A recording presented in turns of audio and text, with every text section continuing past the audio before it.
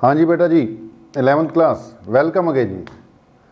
तो यार last time हमने एंगुलर मोमेंटम स्टार्ट किया था, लगभग खैर एंड ही कर दिया था, लेकिन बीच में छोड़ा था कि उसकी डिस्कशन अभी बाकी है। डिस्कशन नेक्स्ट लेक्चर में हम इसलिए लेकर आए क्योंकि लंबी खींचनी थी, वो लेक्चर लंबा हो जाता।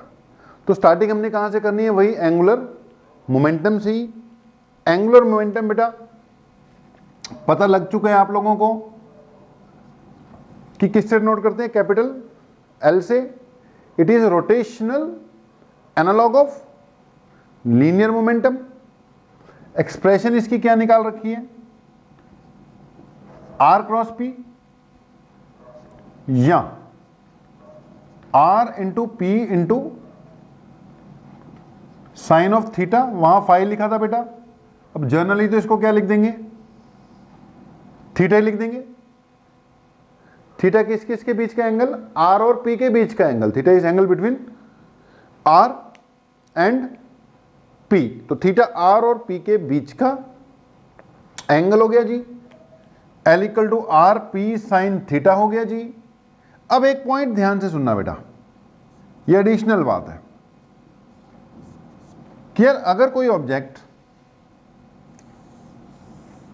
सर्कुलर मोशन में, पॉइंट ऑब्जेक्ट है, एक तो हमने जो पढ़ा एंगुलर मोमेंटम का कंसेप्ट है वो तो पढ़ ही है। चलो किसके लिए पढ़ा? वो रोटेशनल मोशन की, कि वो ऑब्जेक्ट क्या कर रहा है जी? रोटेट कर रहा है। रोटेट कर रहा है तो आर क्रॉस पी ये है वो है। मैं बोल रहा हूं कि अगर एक पॉइंट ऑब्जेक्ट ही है यार, पॉइंट ऑब्जेक्ट है और वो सर्कुलर मोशन में है। अब यार पॉइंट ऑब्जेक्ट अगर सर्कुलर मोशन में होगा तो देखो एक्सिस तो उस पॉइंट ऑब्जेक्ट के सर्कल का भी होगा, ऐसे घूम रहा है। अगर इसकी वेलोसिटी v है तो इसके पास कुछ ना कुछ लीनियर मोमेंटम भी होगा, m इंटू वी। अब देखो बेटा, अगर ये पॉइंट ऑब्जेक्ट भी है ना तो भी इसके पास कुछ ना कुछ क्या है? एंगुलर मोमेंटम होगा। ओके, अब ये एक्सिस ऑफ रोटेशन है, आपको पता है ये जो चीज है ये एक्सिस है, ये लीनियर मोमेंटम की डायरेक्शन है। देख लो, जिधर वेलोसिटी होगी उधर लीनियर मोमेंटम होगा। ये अंदर की ओर है टेंजेंशियली, देखो ये अंदर की ओर है। अगर ऐसे घूम रहा है ना तो ये जो मैंने क्या बना रखा है, ये 90 डिग्री पे अंदर की ओर टेंजेंशियली है, वेलोसिटी 90 डिग्री है। तो इस स्थिति में फिर वही आपके पास एंगुलर मोमेंटम का सिंपल वाला फार्मूला लग जाएगा। सबसे पहला P इंटू डी वाला, यानी P क्या है? m इंटू वी, और D की बजाय यहां पर क्या आ जाएगा? परपेंडिकुलर डिस्टेंस में radius of the circular path आ जाएगा। तो भैया याद रखो, अगर कोई पॉइंट ऑब्जेक्ट सर्कुलर मोशन में है और सर्कल का रेडियस हमें क्लियर है कि r है, तो वहां फिर एंगुलर मोमेंटम का फार्मूला सिंपली क्या लगा देना है? m into we into r लगा। ये भी बड़ा यूज हो जाएगा, न्यूमेरिकल में ये भी यूज होगा, वो भी तो होंगे, आर क्रॉस पी भी होगा, ये भी होगा, ये भी काफी ज्यादा यूज होगा। तो इसको भी याद रखना है, m into we into r. अगर साफ साफ दिया हुआ है circular motion, circular path, radius इतना, तो भैया उसका एंगुलर मोमेंटम कितना? m into we into r, या p इंटू आर। डी की जगह r आ गया ना, तो p इंटू आर या m into we into r, एक ये हो गया। फिर मैंने बोला कि यार ये आपस में तो वही चीजें इंटर रिलेटेड ही है ना। अब हम दो चीजें पढ़ चुके हैं, एक टॉर्क पढ़ लिया, एक एल पढ़ लिया। टॉर्क फोर्स की जगह पर आई है और एलपी की जगह पर आया है। अब यार इन दोनों के बीच में अगर कोई दूर का, पास का, जायज नाजायज संबंध है एफ और पी के बीच में, तो टॉर्क और एल के बीच का भी तो कुछ ना कुछ रिलेशन होना चाहिए। तो सोच के देखो, एफ और पी के बीच में रिलेशन क्या है? हमने पढ़ा हुआ है F is equal to D P by D t, यानी फोर्स जो होता है, एक्सटर्नल फोर्स, किसके इक्वल होता है? It is equal to rate of change of momentum, F is equal to dp divided by dt। ऐसे ही इनके बीच में भी रिलेशन, मैंने बोला ऐसे बनाते चले जाओ, पुराना फार्मूला याद करो, नई चीजें फिट करो, अपने आप ही बनती चली जाएगी। भाई यहां पे क्या बन जाएगी? F की जगह टॉर्क आ गया और P की जगह L आ गया, बात खत्म। It is equal to dl by dt। तो ये भी एक डिराइव करा रहा हूं अभी, 5 मिनट की डेरिवेशन है, आ जाता है एग्जाम में कि obtain expression for the relation between torque and angular momentum. तो ड्राइव करा रहे हैं, पहले बता दें torque equal to dl by dt, इसके बीच में रिलेशन बन जाएगी। अच्छा, जो F equal to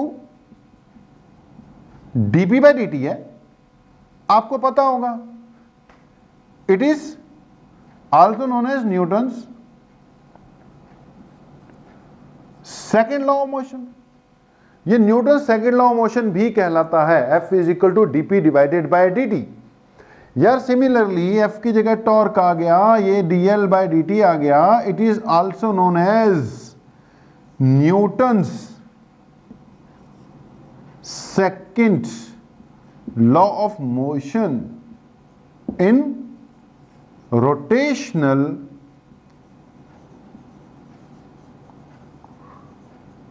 mechanics.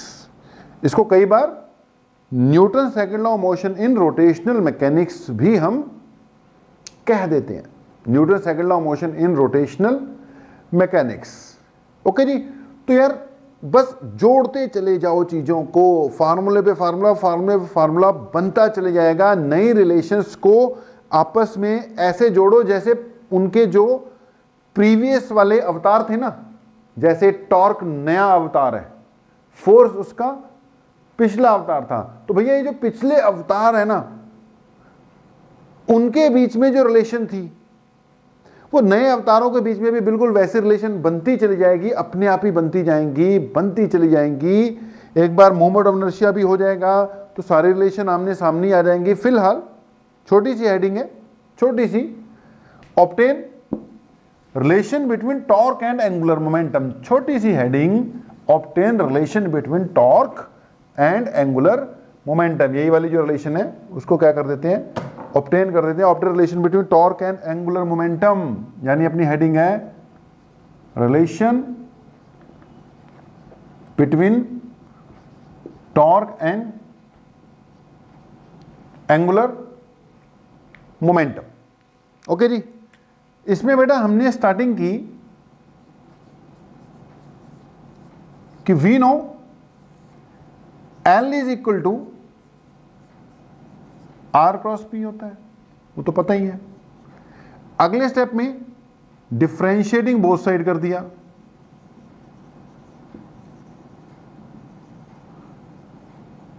Differentiating both side कर दिया। अब हमने इसको अगर डिफरेंशिएटिंग बोथ साइड किया तो ये क्या बन गया भाई, dl बाय dt, और ये बन गया ddt of r cross p। dl by dt is equal to ddt of r cross p, ये dl बाय dt रहेगा।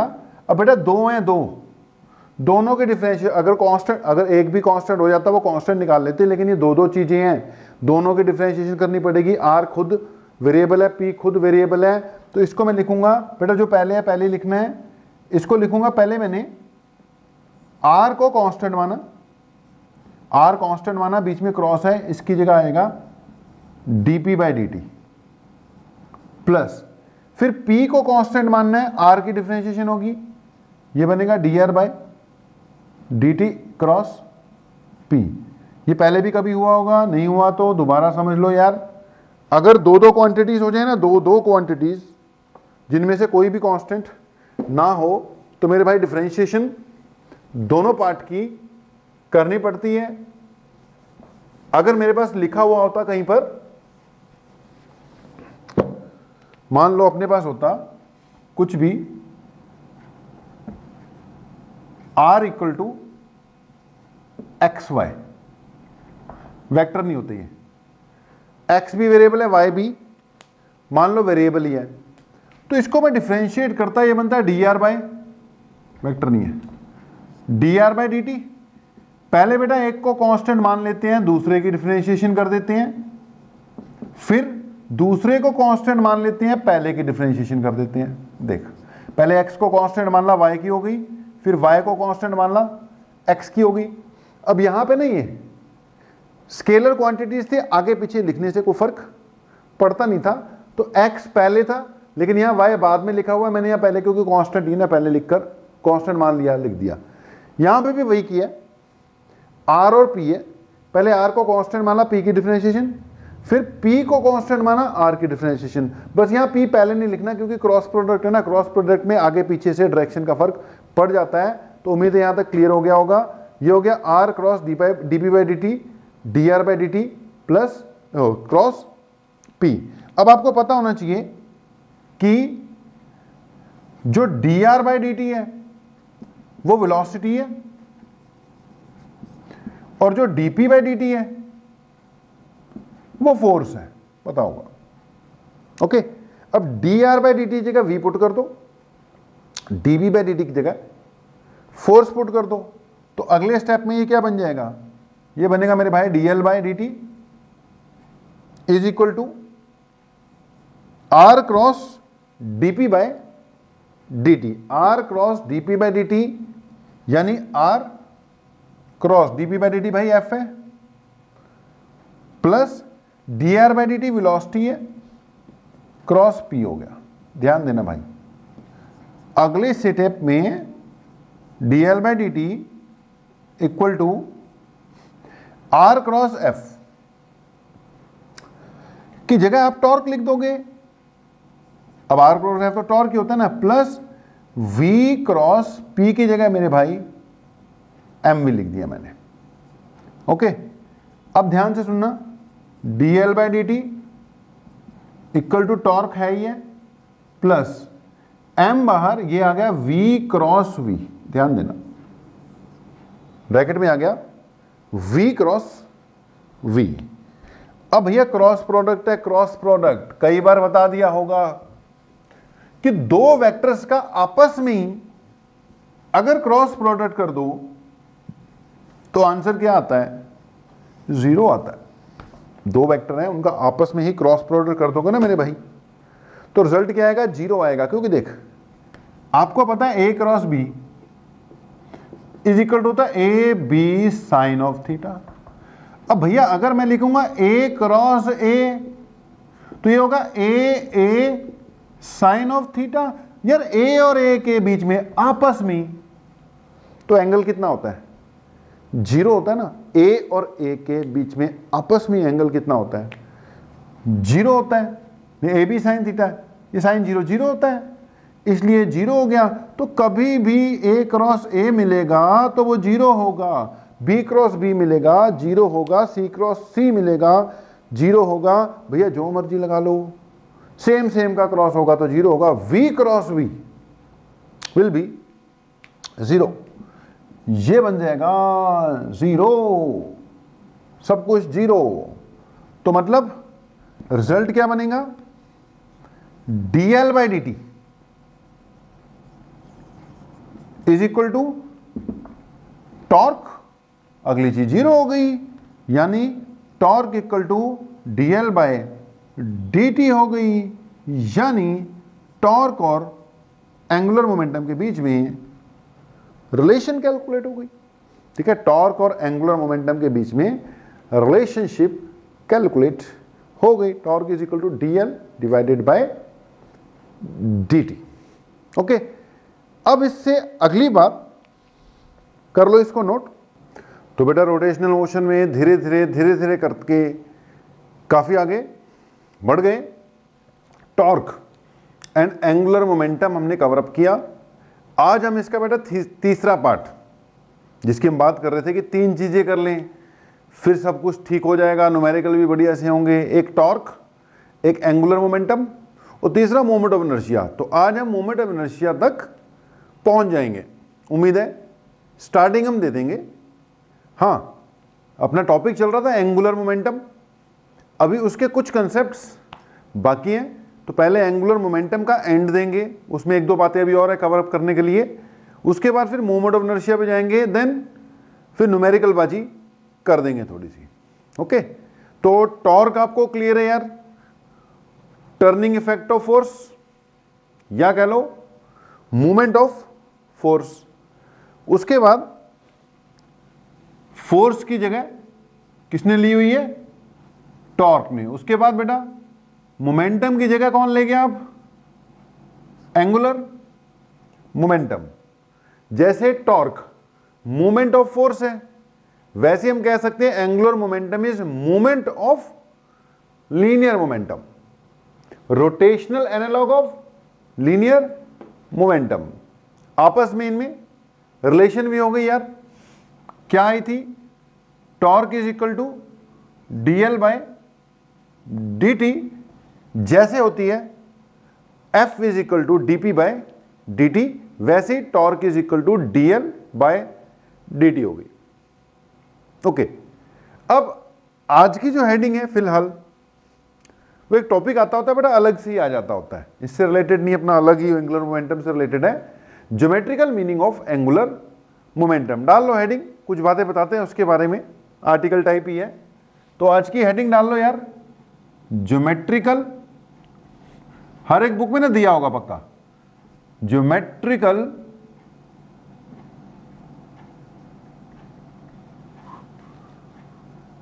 मीनिंग ऑफ एंगुलर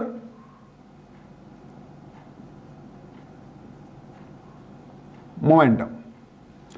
करते हैं इसको स्टार्ट, लेकिन इसको करने से पहले ना जिन चीजों का इसमें यूज होगा, दो बातें वो पहले बता दें आपको। एक तो बेटा एक कंसेप्ट आ रहा है अभी अभी थोड़ी देर में, इसके अंदर यूज होगा, ठीक है, वो बात हम पहले ही कर देते हैं। कंसेप्ट ऑफ बेटा एरियल वेलोसिटी। देखो आपने कई तरह की वेलोसिटीज पढ़ ली, एक आपने पढ़ी लीनियर वेलोसिटी। अब ये लीनियर वेलोसिटी क्या चीज है? ये है displacement covered per unit time, displacement covered per unit time, यानी dx by dt, displacement covered per unit time. ऐसे यार आपने पढ़ी एंगुलर वेलोसिटी, एंगुलर वेलोसिटी। अब एंगुलर वेलोसिटी क्या थी? Angle covered per unit time. Angular velocity ये भी पढ़ लिया आपने, एंगुलर वेलोसिटी। यह क्या चीज है angular velocity? It is angle covered per unit time. भैया टाइम के हिसाब से किस रेट पे एंगल चेंज हो रहा है, that is called angular velocity. अब ऐसी इसी लड़ी में एक हो जाएगी areal velocity, areal, A R E A L. वैसे तो एरियल का मतलब हवा में भी होता है, एरियल रूट, लेकिन यहां पे एरियल का मतलब हवा में नहीं, ये एरिया से आया है बेटा। एरियल वेलोसिटी का मतलब area covered per unit time. भाई लीनियर वेलोसिटी का मतलब distance covered per unit time या displacement covered per unit time. Angular velocity का मतलब angle covered per unit time. Areal velocity का मतलब area covered per unit time, यानी DA by dt, area covered per unit time. मान लो ये कोई पॉइंट है, ये दूसरा पॉइंट है, इन दोनों को मिलाने वाला ये कोई वेक्टर है। भाई जब ये वेक्टर मूव कर रहा है, मान लो पॉइंट नहीं मूव कर रहा, वेक्टर मूव कर रहा है, ऐसे करके ये वेक्टर मूव कर रहा है भाई, ये P से कहां पहुंच गया, Q पहुंच गया, तो ये वेक्टर ऐसे करके, ये पॉइंट फिक्स है, देखो रोटेशन हो रही है, ये पॉइंट मान लो क्या है, फिक्स्ड है, ठीक है जी। ये पॉइंट इस वेक्टर का एक एंड फिक्स्ड है, और मैं इसको ऐसे करके रोटेट कर रहा हूं, ऐसे जैसे घड़ी की सुई नहीं घूमती, वो घूम रही है, ये घड़ी की सुई की तरह घूम रही है। तो भाई एक एंड फिक्स्ड है। अब इस पॉइंट ने यहां से यहां जाने में इस वेक्टर ने ये कुछ एरिया कवर किया, ये कुछ क्या कवर किया, एरिया कवर कर लिया। अच्छा P से Q जाने में इस वेक्टर को कुछ टाइम भी लगा होगा, टाइम लग गया मान लो dt, एरिया कवर्ड किया मान लो dA। ओ यार dA बाई dt क्या हो गया, area covered per unit time इसको क्या बोला जाएगा? एरियल वेलोसिटी बोला जाएगा। याद रखना, areal velocity, area covered per unit time. एक तो ये बात, इसकी जरूरत अभी हमें पढ़ने वाली है। दूसरा यार, जब हम वेक्टर वगैरह पढ़ते हैं तो और भी कई चीजें, वेक्टर्स का मैथ्स में भी बहुत यूज होता है। अब वेक्टर का मैथ में एक जगह यूज है कि अगर हमें एक पैरेललोग्राम गिवन है, मान लो ये कोई पैरेललोग्राम है, ए बी सी डी। मेरे भाई, अगर इस पैरेललोग्राम की दो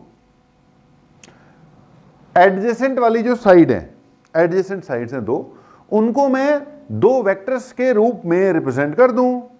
जैसे मैंने ए बी को ए वेक्टर मान लिया और इसको बी वेक्टर मान लिया। भाई पैरेललोग्राम था, पैरेललोग्राम की दो साइड्स को मैंने एज ए वेक्टर रिप्रेजेंट कर दिया, एक ए बी वेक्टर और एक ए डी वेक्टर, एक को ए मान लिया एक को बी मान लिया।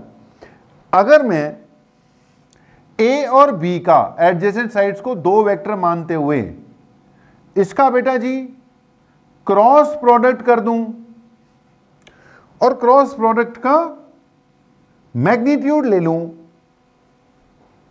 ए क्रॉस बी कर दूं, आपको पता है ए क्रॉस बी वेक्टर क्वांटिटी आ सकता है, और मैं उसका क्या निकाल लूं? बस मैग्नीट्यूड निकाल लूं।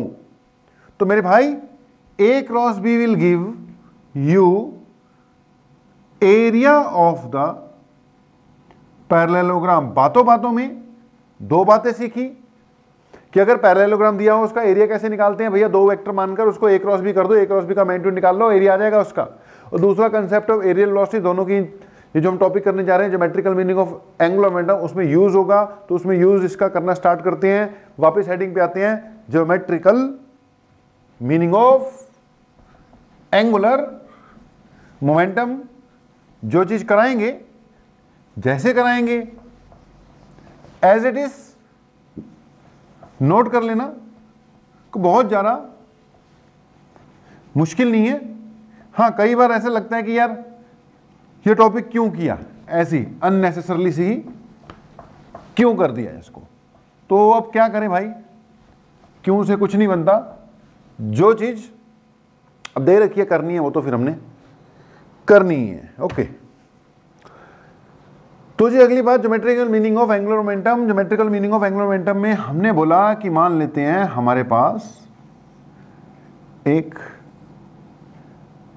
कोऑर्डिनेट सिस्टम मान लिया, चलो मैंने ये एक्स एक्सिस, ये वाई एक्सिस और ये जेड एक्सिस, और मान लो ये कोई रोटेटिंग वेक्टर है, रोटेट कर रहा है। जैसे अभी मैंने रोटेट नहीं करवाया था एक पर्टिकुलर पॉइंट पे, कुछ भी हो सकता है। कोई ऑब्जेक्ट है वो रोटेटरी मोशन में है, ये ओरिजिन है, ये इसका एंड पॉइंट पी है। अब कोई रिजिड बॉडी है, कुछ भी है, पॉइंट पी इस ओरिजिन के अक्रॉस, इसको एक्सिस मानते हुए क्या कर रहा है भाई, रोटेट कर रहा है। मान लो पॉइंट भी रोटेट कर कर, पॉइंट भी मूव कर कर, और ये जो वेक्टर है वो रोटेट कर कर इस जगह पर पहुंच जाता है। ठीक है जी, ओवरऑल ये ऐसे कर कर रोटेशन हुई ना इसकी, हुई तो रोटेशन ही है। पी से मूव कर कर मान लो कहां पहुंच गया, क्यू पहुंच गया। तो सिचुएशन है, ये कोई रिजिड बॉडी रही होगी, रिजिड बॉडी का ये एक पॉइंट था, इस एक्सिस पे ये रोटेट कर रही थी। आपका वेक्टर रोटेट कर कर पी से कहां पहुंच जाता है, क्यू से क्यू तक पहुंच जाता है। ओके, तो हुआ क्या जी, मूवमेंट हुई पी से क्यू की। ठीक है, पी से क्यू तक मूवमेंट हो गई। जो इस दौरान टाइम लगा वो मान लो dt लगा, या डेल्टा टी लिख लो, dt भी लिख सकते हो, डेल्टा टीवी थोड़ा ज़्यादा शो करोगे मैग्नीट्यूड में तो डेल्टा टी लिख लेंगे, अदरवाइज डी टी भी लिख सकते हैं। चलो ये क्या हो गया, टाइम टेकन हो गया। अब बेटा यहां से यहां तक पहुंचते पहुंचते उसने डिस्प्लेसमेंट भी कुछ ना कुछ की होगी। ये P से Q जाने में ये जो है ये डिस्प्लेसमेंट है। अब उसको डेल्टा टी मान लिया तो इसको क्या मान लेते हैं, डेल्टा आर। डी भी मान सकते हो, ज्यादा छोटा हो जाए बेटा D, D A, D T, D are. अब चलो थोड़ा बहुत तो बड़ा मैंने मैग्नीट्यूड शो कर ही रखा है मूवमेंट का, तो डेल्टा टी हो गया। इस दौरान जो डिस्प्लेसमेंट हुई मेरे भाई वो मान लो डेल्टा आर हो गई, डिस्प्लेसमेंट हुई डेल्टा आर। अच्छा यहां से यहां पहुंचते पहुंचते टाइम भी लगा, डिस्प्लेसमेंट भी हुई, एरिया भी कवर हुआ। फिर कुछ ये एरिया कवर हुआ है, देखो ये जो ट्रायंगल बन रहा है ना, this is the area covered. अब देखो वैसे तो एरिया कवर्ड ये कर्व तक जाना चाहिए मुझे, लेकिन यार अगर मैं चले भी जाऊं, मैंने डेल्टा यूज किया है, ये जो ट्रायंगल बन रहा है ना पी क्यू ओ, उसका एरिया या टोटल एरिया कवर्ड में कोई खास फर्क नहीं है, तो मैं area covered P Q O triangle का ही ले लूंगा। इस दौरान जो हुआ ये छोटा सा, ये जो समझ रहे हो ना, वैसे तो बिल्कुल एन यहां तक एरिया है, लेकिन ये इतना कोई, क्योंकि ये एंगल बहुत कम मानेंगे, कोई ज्यादा खास फर्क नहीं पड़ेगा इसमें, अप्रोक्सीमेटली सेम ही आएंगे। ओके, तो एरिया कवर्ड भी हो गया, और इस दौरान इसने कुछ ना कुछ भाई एंगल भी कवर किया होगा, वो मान लो डेल्टा थीटा है। तो डिस्प्लेसमेंट ये होगी एंगुलर डिस्प्लेसमेंट,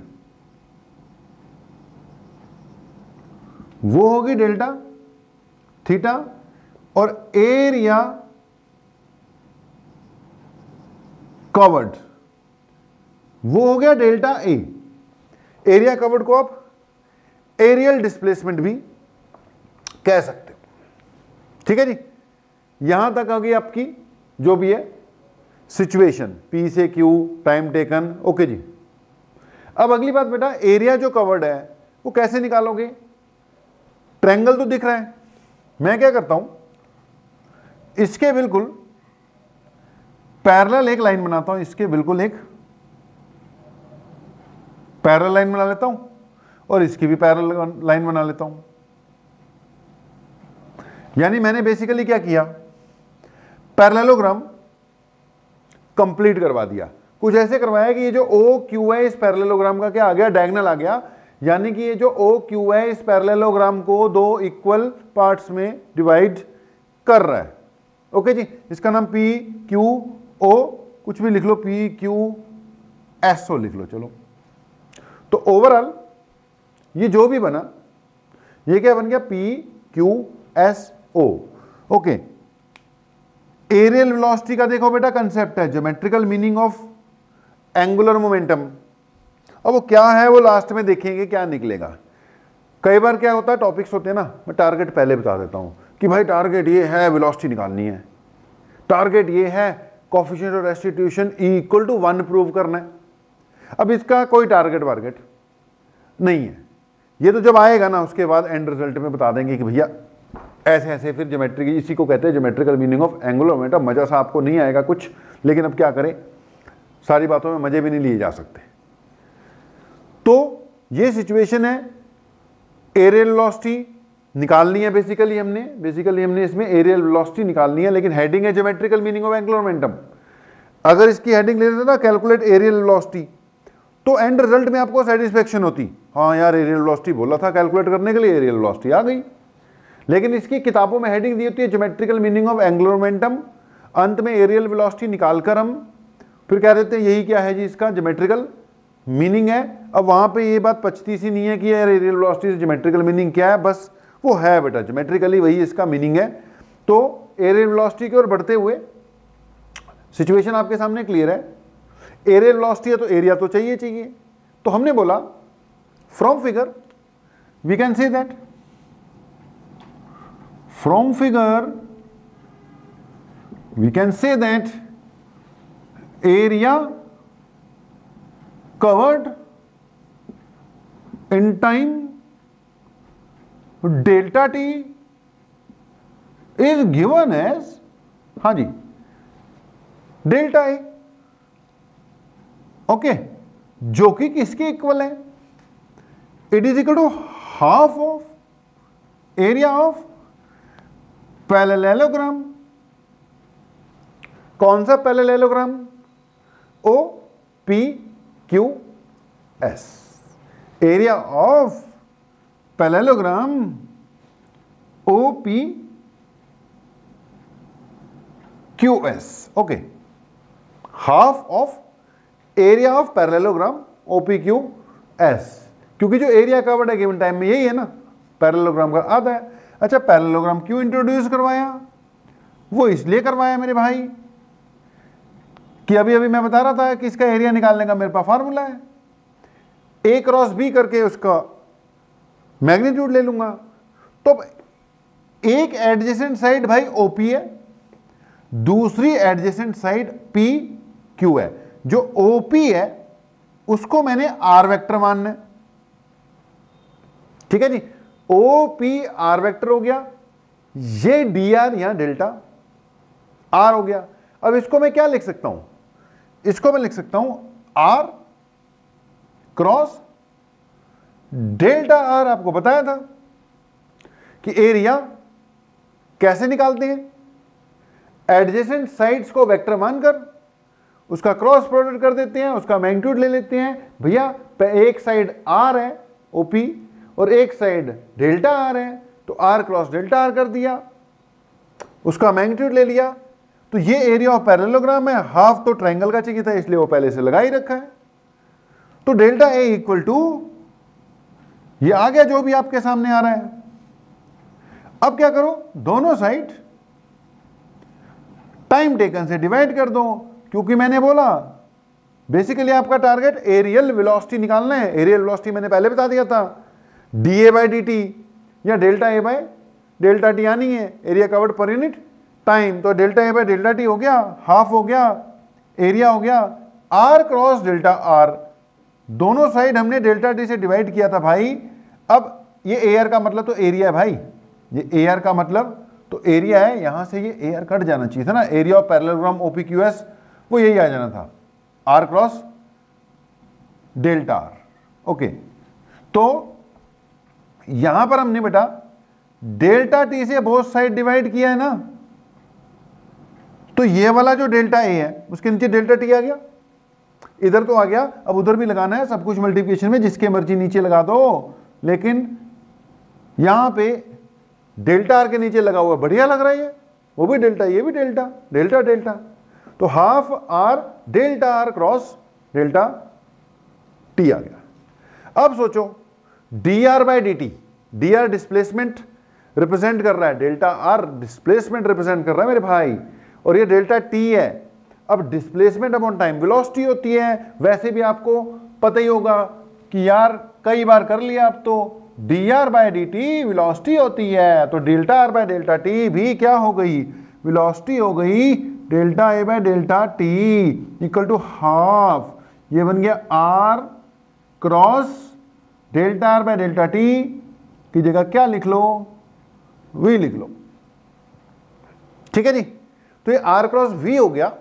अब ठीक है, आर क्रॉस वी तो हो गया, लेकिन अभी कुछ बात सी बन सी नहीं रही है, आर क्रॉस वी तो कुछ भी नहीं होता। अब इसको थोड़ा मॉडिफाई करते हैं। मॉडिफाई करने के लिए हमने इसमें अगले m से मल्टीप्लाई कर दिया, m से डिवाइड कर दिया, m से मल्टीप्लाई कर दिया, m से डिवाइड कर दिया। भैया आप अगले स्टेप में करना, ये आपका ये जो स्टेप था क्या था, delta by delta t half r cross v था। नेक्स्ट स्टेप में m से मल्टीप्लाई m से डिवाइड करके ब्रैकेट में लिख लो, नहीं तो बाद में जब रिवाइज करोगे पता नहीं लगेगा ये क्या हो गया। तो delta by delta T equal to half r cross v था, m से मल्टीप्लाई किया, m से डिवाइड किया। इससे क्या फायदा हुआ, इससे फायदा ये हुआ कि ये delta a by delta T है और ये हाफ है, और ये m बाहर निकाल दिया क्योंकि कांस्टेंट है, जहां मर्जी रखो इसको, बाहर निकालो अंदर करो, और m इंटू वी बन गया मेरे भाई p, मास इंटू वेलोसिटी होता है p, r क्रॉस p। अब याद कर लो r क्रॉस p क्या होता है, r क्रॉस p अभी अभी ताजा ताजा किया हुआ है अपने, एंगुलर मोमेंटम होता है। r cross p is equal to angular momentum, यार नाम इसका है geometrical meaning of angular momentum. तो एंगुलर मोमेंटम तो इंट्रोड्यूस कहीं ना कहीं से करवाना ही था, तो ये बन गया delta A by delta T equal to 1/2m r cross p। r cross p की जगह क्या लिख लो, l लिख लो, l r क्रॉस p की जगह लिखा l, थोड़ी सी जगह बनाते हैं, तो r क्रॉस p की जगह मेरे भाई हमने क्या लिख दिया, l लिख दिया। तो क्या निकला रिजल्ट, रिजल्ट निकलता है कि जी delta A by delta T is equal to 1/2m, ये बन गया l। l का मैग्नीट्यूड है, देखो r क्रॉस p के बाहर मैग्नीट्यूड लगा हुआ, वो l का क्या हो गया, मैग्नीट्यूड हो गया। अब l का मैग्नीट्यूड हो गया तो ये बन गया delta a divided by delta t equal to l by 2m।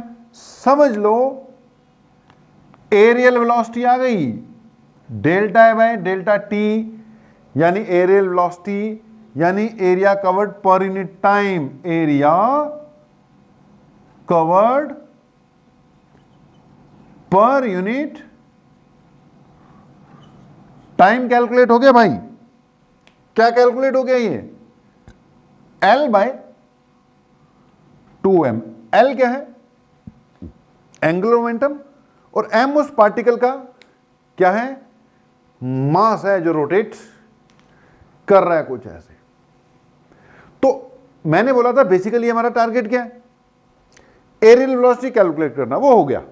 Areal velocity कितनी आ गई, L divided by 2m, delta A by delta T equal to L divided by 2m। अब यहां पर एरियल वेलोसिटी तो आ गई। अब यहां ज्योमेट्रिकल मीनिंग क्या है इसका, हेडिंग तो geometrical meaning of angular momentum है, तो एक टारगेट ठीक है हमने निकाल दिया कि एरियल वेलोसिटी कैलकुलेट होगी।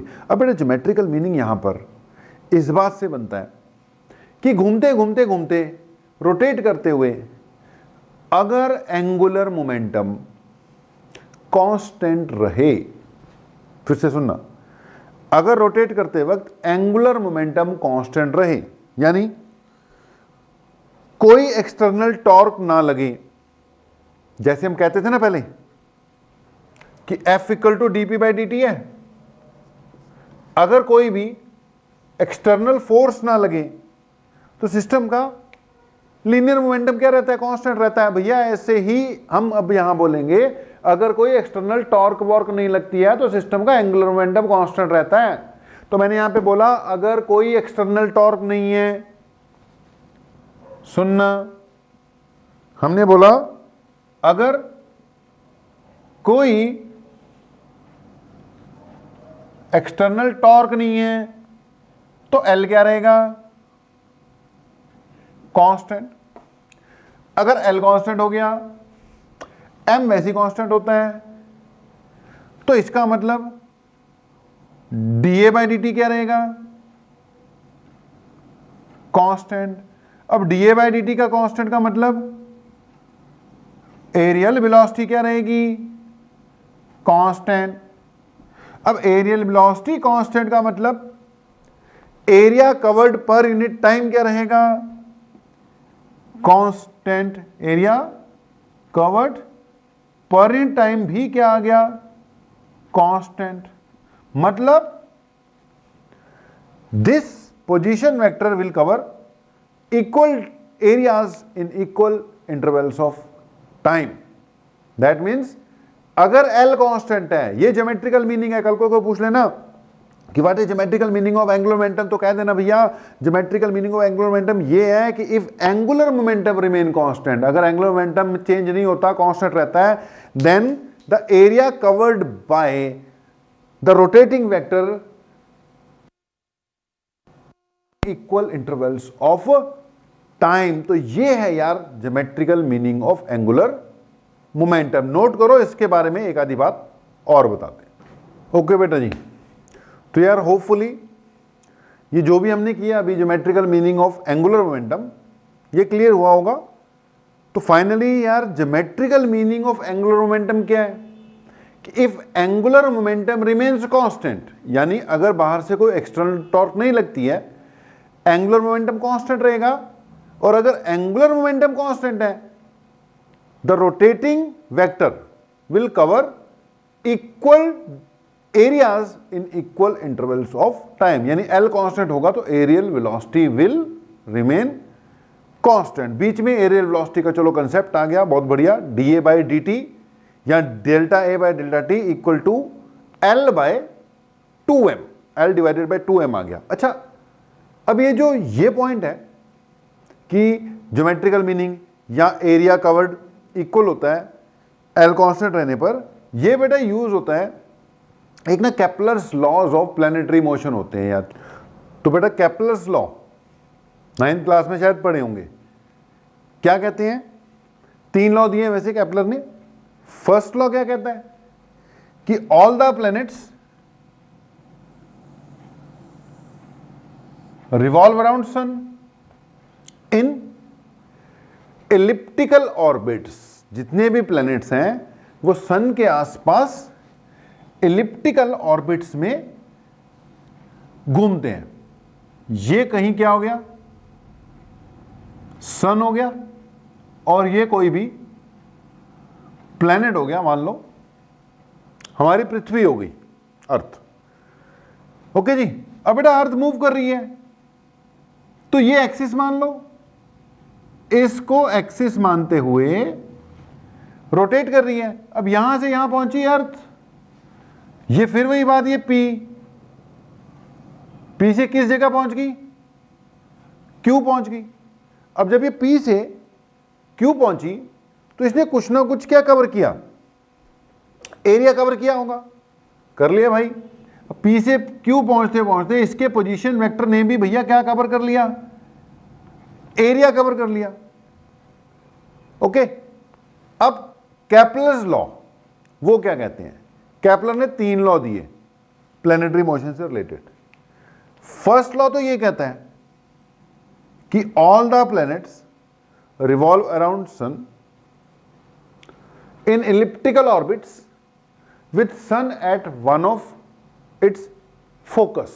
मतलब जैसे सर्कल होता है, सर्कल का एक सेंटर होता है। जो एलिप्स होता है, एलिप्स के 2 फोकस होते हैं। ज्योमेट्रिकल शेप है, सर्कल का सेंटर होता है, एलिप्स के 2 क्या होते हैं? फोकस होते हैं।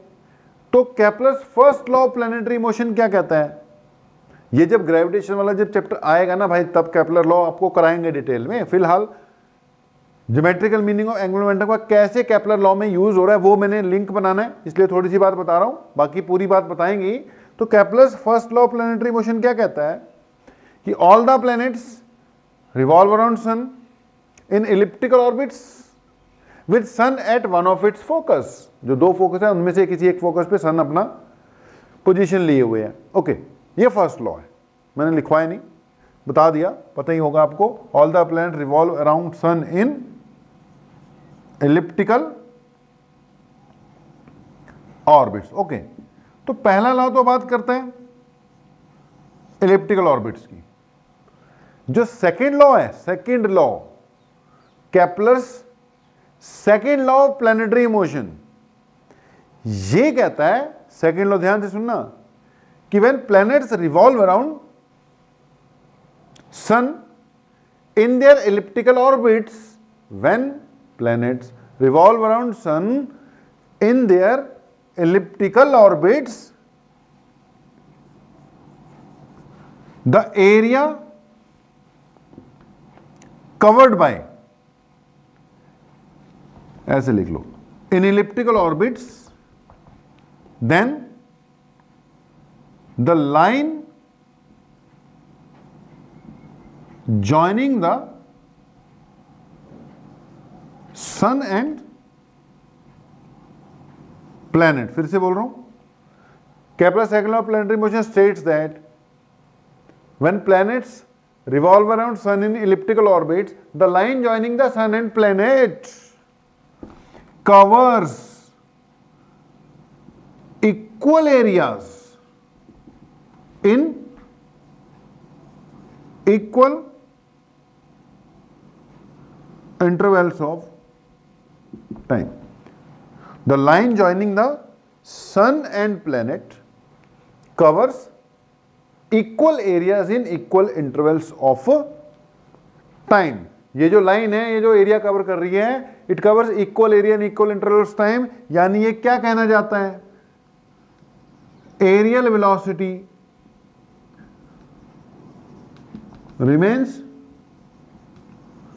कांस्टेंट, यानी ये क्या कहना चाहता है, dA/dt equal to constant, cover equal areas in equal intervals of time. Okay, अभी जो हम कर रहे थे उसका इससे कोई लिंक नहीं है, ये तो इन्होंने अपना बोला ना कि जी जब प्लेनेट घूमेगा तो प्लेनेट और सन को जो लाइन ज्वाइन कर रही है, it covers equal areas in equal intervals of time. अब ये कैसे प्रूव हो रहा है, प्रूव ऐसे हो रहा है कि हमने ऊपर geometrical meaning of angular momentum में प्रूव करवाया है कि भैया dA/dt जो होता है वो L/2m होता है, ठीक है जी। अब dA/dt कांस्टेंट तब होगा जब L कांस्टेंट होगा। हम ऊपर ये प्रूव कर आए हैं कि dA/dt यानी एरियल वेलोसिटी तब कांस्टेंट होगी जब L कांस्टेंट होगा। तो चेक करते हैं कि जो सन वाले केस में, प्लेनेट वाले केस में L कांस्टेंट है कि नहीं। L होता है एंगुलर मोमेंटम, हमने बोल दिया हुआ है कि जैसे F इक्वल टू dP/dt होता है, ऐसे ही F की जगह टॉर्क इक्वल टू dL/dt होता है। ओके, तो टॉर्क इक्वल टू क्या है, dL/dt है। अब एक्सटर्नल टॉर्क अगर जीरो हो गई तो dL/dt भी जीरो हो गया। अब dL/dt जीरो हुआ तो मतलब L कांस्टेंट हो गया। L क्या आ गया, कांस्टेंट। तो कहने का मतलब L को अगर कांस्टेंट करना है तो एक्सटर्नल टॉर्क जीरो होनी चाहिए। अब प्लैनेट जब सन के आसपास घूम रहे हैं, बाहर से कोई फोर्स नहीं लग रहा, सब कुछ अंदर ही अंदर का फोर्स है, अपना सिस्टम है ये। सन प्लैनेट्स पे फोर्स लगा रहा है, there is no external force, therefore there is no external torque, there is no external torque, that means L is constant. L is constant, that means dA/dt is constant। तो जी ये जो हमने dA/dt का formula निकाला ना L/2m, ये कहां लग गया, Kepler's second law of planetary motion में फिट हो गया, वहां पर लग गया। वैसे Kepler's third law of planetary motion भी होता है, वो फिर ग्रेविटेशन वाला जब चैप्टर आएगा तो वहीं डिस्कस करेंगे। फिलहाल अपनी बात चल रही थी geometrical meaning of angular momentum. उम्मीद है बहुत ज्यादा लास्ट में कंफ्यूज नहीं हुए होगे, कैसे ज्योमेट्रिकली बात बन रही है वो हमने कवर अप किया। अगर इस जो अभी तक हमने डिस्कशन की बेटा उसका कंक्लूजन निकाल दें तो कंक्लूजन ये है आज की अभी तक की डिस्कशन का कि नंबर 1 हमने एरियल वेलोसिटी कैलकुलेट कर ली, फार्मूला कर लिया यार उसका कि अगर कोई चीज रोटेट कर रही है तो उसका जो लाइन जॉइनिंग है एक्सिस से, उस पॉइंट की लाइन जॉइनिंग जो एक्सिस से है वो पर यूनिट टाइम कितना एरिया कवर करती है, dA/dt दैट इज L/2m। तो एक तो एरियल वेलोसिटी का फार्मूला आया अपने पास, dA/dt इक्वल टू L/2m। दूसरे नंबर पर कैसे ये ज्योमेट्रिकल मीनिंग बन रहा है वो हमने कहा था। ज्योमेट्रिकल मीनिंग ये बन रहा है एंगुलर मोमेंटम का कि अगर एंगुलर मोमेंटम कांस्टेंट होएगा तो एरियल वेलोसिटी कांस्टेंट होगी।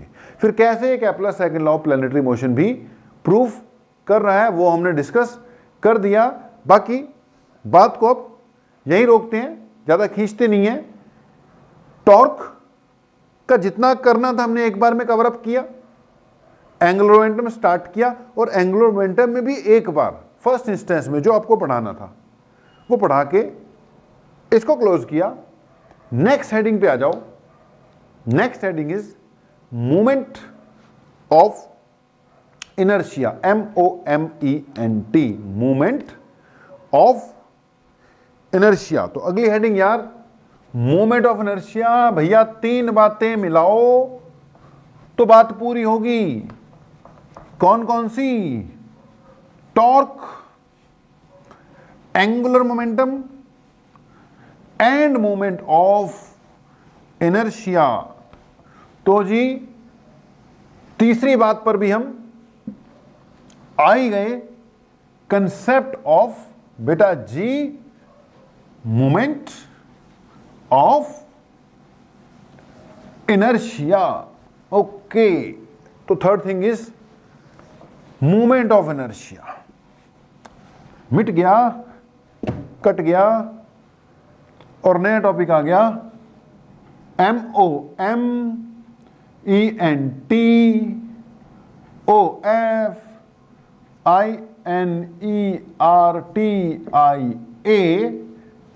denoted by capital I, moment of inertia. Okay, इसमें मैथमेटिकली डेरिवेशन टाइप नहीं है, कंसेप्ट है।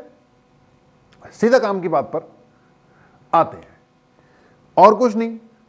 तो बेसिक इंट्रोडक्शन तो आज मूवमेंट ऑफ इनर्शिया की होएगी ना, फार्मूला वार्मूला तो आ ही जाएगा। ध्यान से सुनना बेटा, बार बार मैंने बोला हुआ है कि भैया आप लीनियर मोशन से कहां चले गए? रोटेशनल मोशन में चले गए। तो आपकी सबसे पहले तो डिस्प्लेसमेंट ही एक्स से क्या हो गई? थीटा हो गई। पहले एक्स चलती थी डिस्प्लेसमेंट, अब थीटा चलती है, एंगुलर डिस्प्लेसमेंट। वेलोसिटी से क्या बन गई? एंगुलर वेलोसिटी बन गई। कैसे कैसे? रोटेशनल मोशन में आके वही चीजें अपना रूप चेंज कर चुकी हैं। पहले ये अपने पुराने अवतार में थी, अब रोटेशनल मोशन में नया जमाना आ गया, इन्होंने नए अवतार ले लिए।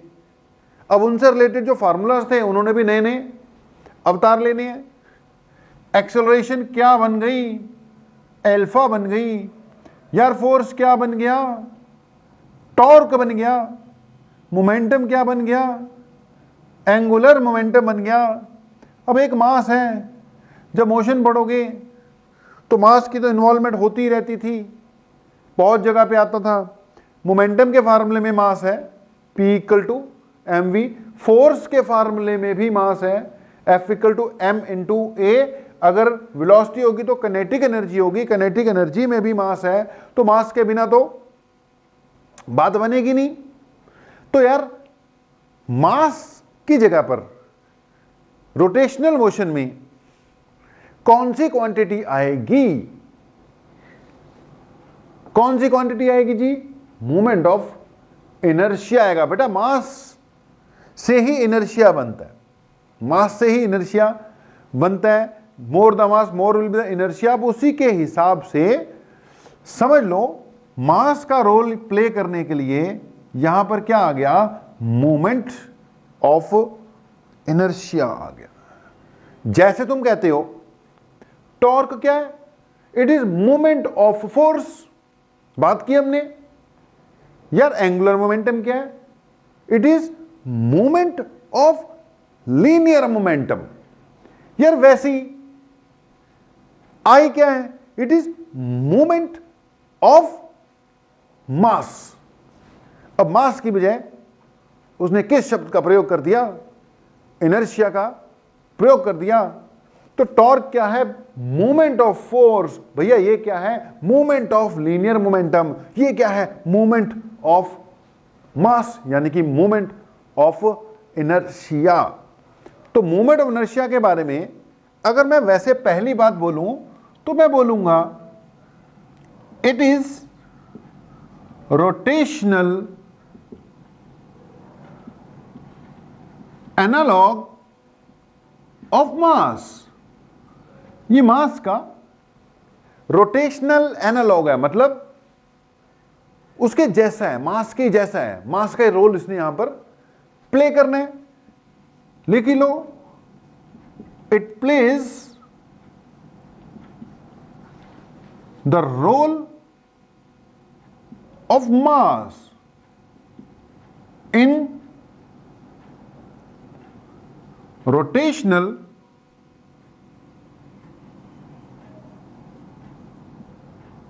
मैकेनिक्स। ठीक है जी, ये रोटेशनल मैकेनिक्स में मास का रोल प्ले करता है। It plays the role of mass in rotational mechanics. तो उम्मीद है इतना तो पता लग गया होगा अब है क्या चीज, चीज क्या है ये, it is rotational analogue of mass. Okay जी, ठीक है। अब इसके बाद बेटा इसकी एक्सप्रेशन, इसका फार्मूला, मैंने बोला इसकी डेरिवेशन डेरिवेशन होंगी भी, उसके ज्यादा चक्कर में पड़ेंगे नहीं, एग्जाम में वो आती नहीं है, हमने इस पे बस न्यूमेरिकल करने हैं, सीधा फार्मूले पे आ रहे हैं। अगली बात है कि मोमेंट ऑफ इनर्शिया की एक्सप्रेशन वगैरह, फार्मूला वगैरह ये कैसे निकलेगा। बेटा मान लो ये कोई ऑब्जेक्ट है, सिस्टम है, ऑब्जेक्ट नहीं, अभी फिलहाल ये सिस्टम है। ओके, एन पार्टिकल है, 2 पार्टिकल भी हो सकता है, 3 पार्टिकल भी हो सकता है, 4 पार्टिकल भी हो सकता है। फिलहाल चलो हमने इसको कौन सा वाला सिस्टम मान लिया, एन पार्टिकल सिस्टम मान लिया। ये ऑब्जेक्ट है मेरे भाई, ये सिस्टम है मेरे भाई, और रोटेशनल मोशन पढ़ रहे हो। इस एक्सिस के अलोंग हमने इसको रोटेट करवाया, ये रोटेट कर रहा है, घूम रहा है अपना, बढ़िया रोटेट कर रहा है। ठीक है जी, तो इस एक्सिस के अलोंग ये रोटेट कर रहा है, करने दो। अब मान लो ये इसके इंडिविजुअल पार्टिकल्स है, मैंने बोला यार 2 भी हो सकते हैं, 3 भी हो सकते हैं, 4 भी हो सकते हैं, 10 भी हो सकते हैं, अनगिनत भी हो सकते हैं। फिलहाल अनगिनत वाली स्थिति नहीं ले रहा मैं, गिने चुने हैं, मान लो 2, 4, 5, 10 पार्टिकल है, एन पार्टिकल बोल दिया मैंने। ये एक्सिस है, एक्सिस कहीं भी हो सकता है, फिलहाल मेरा एक्सिस ये है। ये क्या हो गया आपका एक्सिस ऑफ रोटेशन बेटा जी। तो फिलहाल ये एक्सिस ऑफ रोटेशन है। अब बेटा ये जितने भी पार्टिकल है, मान लो इस पार्टिकल का नाम मैंने m1 रख दिया, इसका नाम m2 रख दिया, इसका नाम m3 रख दिया, इसका m4 रख दिया, ऐसे करते करते करते करते इसका नाम mn रख दिया। ओके, मान लो n पार्टिकल्स हैं इसमें, ऐसे ऐसे बॉडी है, ऐसे ऐसे रोटेट करती है, ये n पार्टिकल्स में है ही है, एक्सिस तुम्हें पता ही है। अब क्या करना है, हर एक पार्टिकल का एक्सिस से परपेंडिकुलर डिस्टेंस पता होना चाहिए। डिस्टेंस नहीं बोला, परपेंडिकुलर डिस्टेंस। देख डिस्टेंस के लिए तो पॉइंट होता कोई ना कोई, पॉइंट नहीं है, मैंने यहां पे लिया, ये एक्सिस लिया। मुझे हर पार्टिकल का एक्सिस से परपेंडिकुलर डिस्टेंस पता होना चाहिए। यार मान लो m1 का परपेंडिकुलर डिस्टेंस r1 है, m2 का एक्सिस से परपेंडिकुलर डिस्टेंस r2 है, भैया m3 का r3 है, m4 का r4 है, mn का rn है। तो हमारे पास ये कोई बॉडी थी, या कह लो कोई सिस्टम था जिसमें n पार्टिकल थे, जिसमें से n मासेस हमारे पास अवेलेबल हैं, और उन सबके एक्सिस से परपेंडिकुलर डिस्टेंस भी अवेलेबल है। ये जो बेटा परपेंडिकुलर डिस्टेंसेस है R1, R2, R3, ये एक्सिस की लोकेशन पर डिपेंड करता है। बॉडी है, अगर ये रिजिड है तो मास तो अपनी अपनी जगह पर जहां पर भी है। अब एक्सिस अगर मैं चेंज कर दूंगा, मान लो मैंने यहां पे एक्सिस लिया होता तो सारे R1, R2 चेंज हो जाते हैं। मान लो मैंने यहां लिया होता, R1, R2 क्या आ जाते, चेंज हो जाते। तो ये जो R1, R2 है वो एक्सिस से दूरी है, वो एक्सिस की पोजीशन पे डिपेंड करता है। फिलहाल जो भी मैंने बना रखा है उसके हिसाब से मेरे पास मासेस है, एक्सिस है, R1, R2, R3 है, R1, R2 परपेंडिकुलर डिस्टेंसेस है, एक्सिस है। ओके, अब इसका अगर बेटा जी मुझे मोमेंट ऑफ इनर्शिया कैलकुलेट करना है तो उसका सीधा फार्मूला दे रहा हूं आपको। कहां से आया, डेरिवेशन वेरिएशन कुछ नहीं है। मोमेंट ऑफ इनर्शिया की बेसिक एक्सप्रेशन जो है वो क्या बनेगी, यार इंडिविजुअल मास लो पहला, और उसको किससे मल्टीप्लाई करो, square of the perpendicular distance from the axis of rotation. m1 जो है पहला वाला है भैया, तो पहले वाले को किससे मल्टीप्लाई करना है, उसका एक्सिस से जो डिस्टेंस है उसके स्क्वायर से, m1 r1 square plus m2 r2 square plus m3 r3 square plus m4 r4 square plus mn rn का स्क्वायर। तो बेटा expression for moment of inertia, सबसे basic expression m1r1 square plus m2r2 square plus m3r3 square mn square. दो particle है तो दो ही बार लेना है भाई, तीन पार्टिकल है तीन बार लेना है, n है n बार लेना है। अगर बेटा बहुत सारे पार्टिकल्स होंगे, बहुत सारे अनगिनत पार्टिकल होंगे, तो फिर ये एक पर्टिकुलर फिक्स फार्मूले डेवलप हो जाएंगे, वो हम बाद में देखेंगे। इसको ऐसे भी लिख सकते हैं, I इज इक्वल टू बेटा summation of M I R I का स्क्वायर।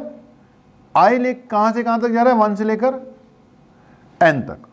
अब इतना आपको पता होगा, अगर ये बीच में जो टर्म्स आ रही हैं बेटा, अगर ये कुछ फिक्स्ड हैं जिनको गिना जा सकता है, मतलब फाइनाइट है, तो समेशन लगती होती है। अगर बहुत ज्यादा हो जाए तो ये समेशन किस में कन्वर्ट हो जाती है बेटा, ये इंटीग्रेशन में कन्वर्ट हो जाती है, और इंटीग्रेशन से फिर रिजल्ट्स आ जाते होते हैं, वो बाद में देखेंगे।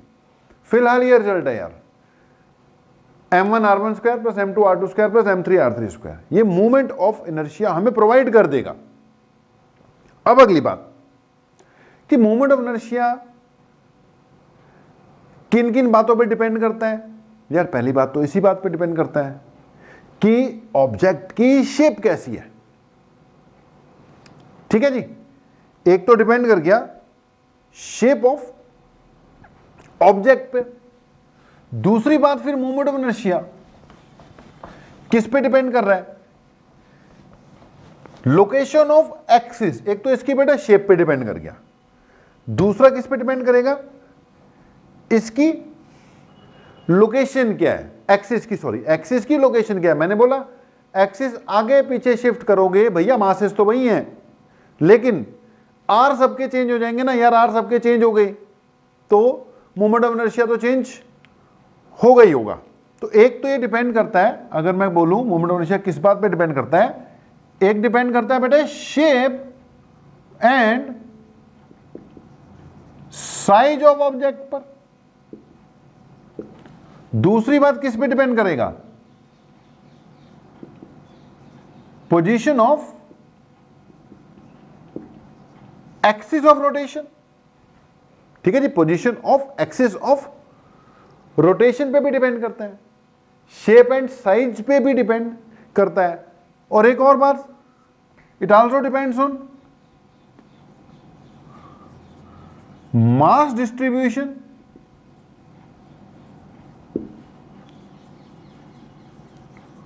along the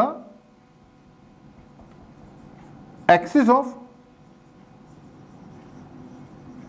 rotation, कि एक्सिस के along मास कैसे डिस्ट्रीब्यूटेड है।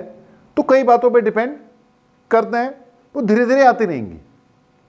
अगली बार बेटा इसकी यूनिट, अगर इसकी यूनिट चेक करते हो तो बेसिकली बेटा मास और डिस्टेंस के स्क्वायर का प्रोडक्ट है ना, तो क्या बनेगी, मास की जगह क्या आ जाएगा केजी, और इसकी जगह क्या आ जाएगा metre square, KG metre square, या ग्राम सेंटीमीटर स्क्वायर, ठीक है। केजी को ग्राम में कन्वर्ट करोगे 10 की पावर 3 लगेगा, मीटर को करोगे तो 10 की पावर मीटर स्क्वायर है, मीटर स्क्वायर को करोगे तो 10 की पावर 4 आ जाएगा, 7 बन जाएगा भैया। इसमें 3 आएंगी, इसमें मीटर पे 2 आई थी, उसका स्क्वायर करोगे 4 3 7, तो 1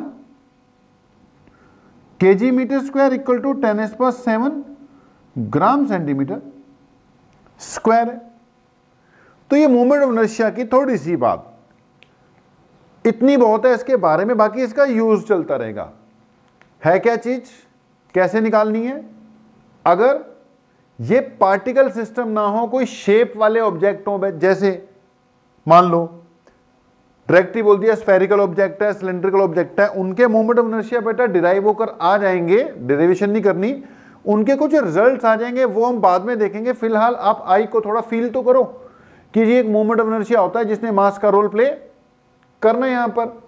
तो आई याद रख लो, मूवमेंट ऑफ इनर्शिया, ओके। सारा रोल इसने किसका प्ले करना है, मास का प्ले करना है। यूनिट इसकी क्या होगी, केजी मीटर स्क्वायर। एक दो क्वेश्चन में कर कर दिखा देता हूं आपको कि मान लो कि आपके पास एक डंबल है भाई, ओके, और डंबल के दोनों तरफ क्या होते हैं, मासेस होते हैं।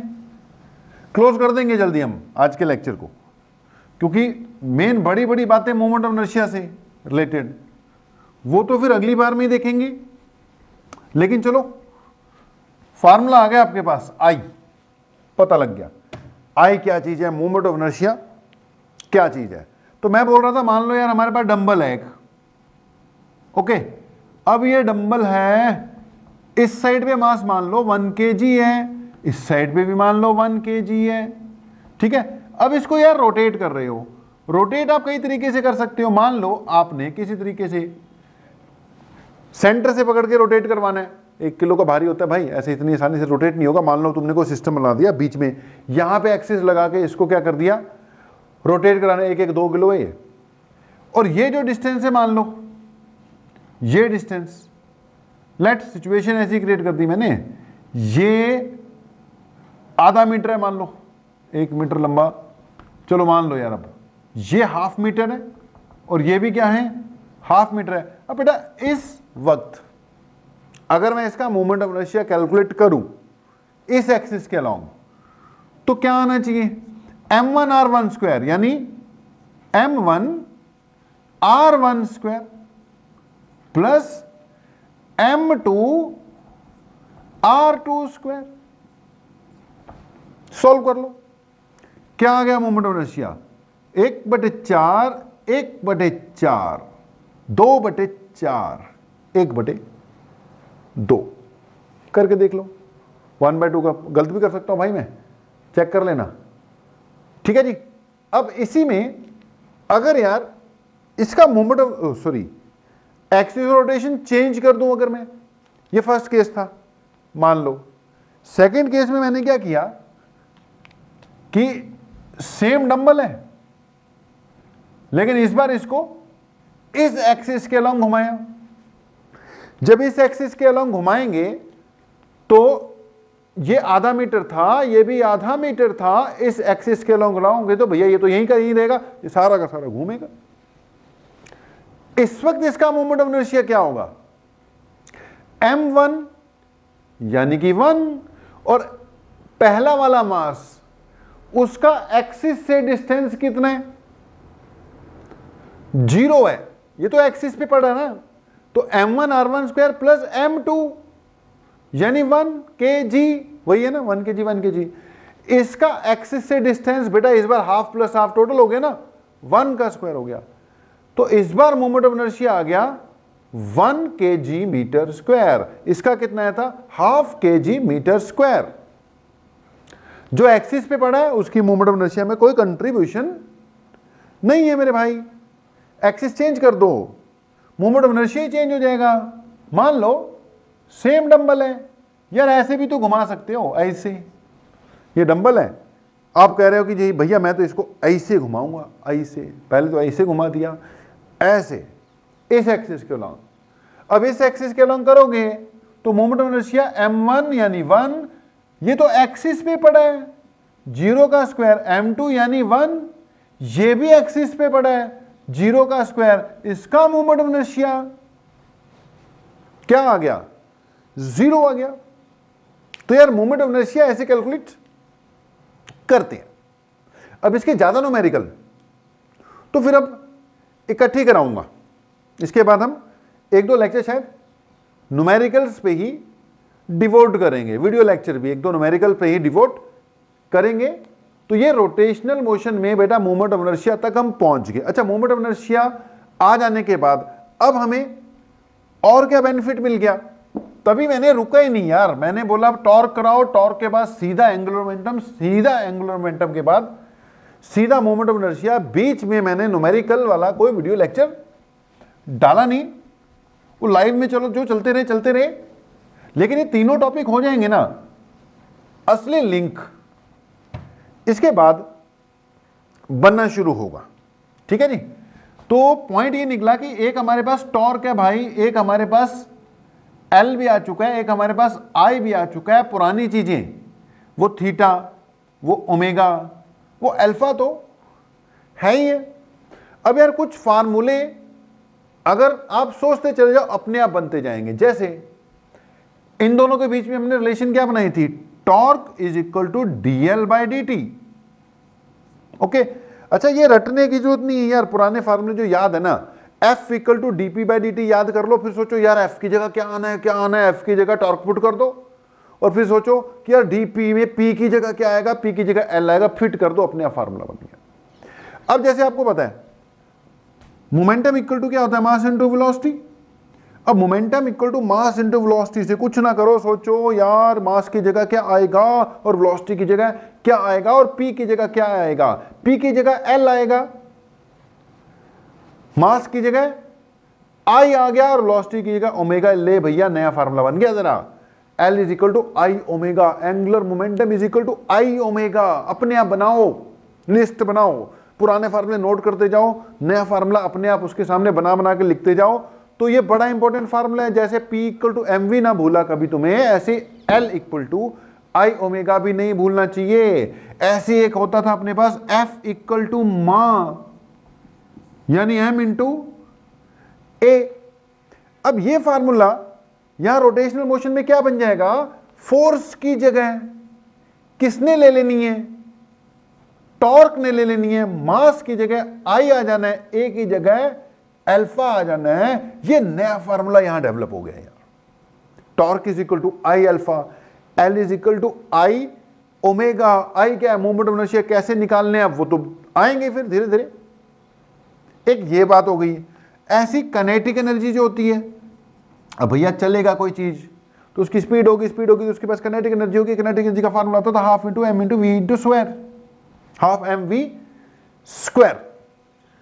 अब रोटेट करेगा भैया, मोशन तो है ना, रुका हुआ होगा तो पोटेंशियल एनर्जी है, चलेगा तो काइनेटिक एनर्जी है। चाहे वो सीधा चले चाहे घूमे, सीधा चलेगा तो वो ट्रांजिशनल काइनेटिक एनर्जी है, रोटेट करेगा तो वो रोटेशनल काइनेटिक एनर्जी है। भैया ये पुरानी वाली थी काइनेटिक एनर्जी, रोटेशनल वाली। कुछ ना करो, बस ये सोचो कि मास की जगह कौन लेगा, वेलोसिटी की जगह कौन लेगा, तो रोटेशनल काइनेटिक एनर्जी क्या आ गई, हाफ आई ओमेगा स्क्वायर।